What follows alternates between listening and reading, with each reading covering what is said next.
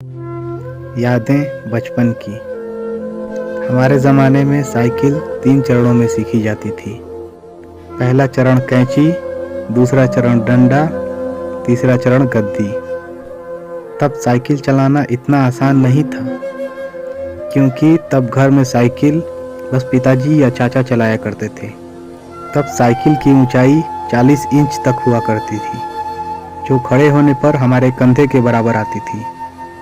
ऐसी साइकिल से गद्दी चलाना संभव नहीं होता था।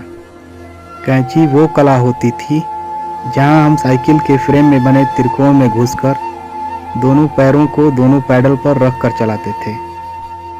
आज की पीढ़ी इस एडवेंचर से महरूम है।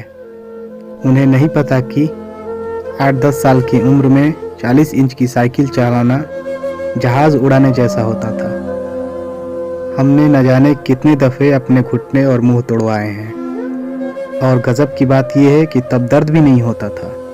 गिरने के बाद चारों तरफ देखकर चुपचाप खड़े हो जाते थे, अपने हाफ पैंट को पोंछते हुए। अब तकनीकी ने बहुत विकास कर लिया है। 5 साल के होते ही बच्चे साइकिल चलाने लगते हैं, और वो भी बिना गिरे। 2-2 फीट की साइकिल आ गई है। और अमीरों के बच्चे तो अब सीधे गाड़ी चलाते हैं। छोटी छोटी बाइक उपलब्ध है बाजार में।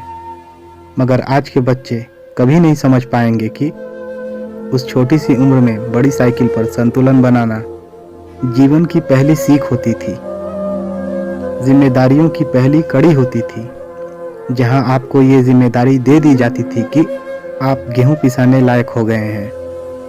इधर से चक्की तक साइकिल लुढ़काते हुए जाइए और उधर से कैंची चलाते हुए घर वापस आइए। इस जिम्मेदारी को निभाने में खुशियां भी बड़ी गजब की होती थी।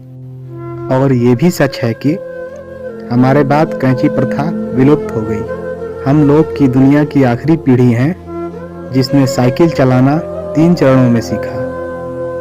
पहला चरण कैंची, दूसरा चरण डंडा, तीसरा चरण गद्दी। फिर बादशाहों वाली फीलिंग्स।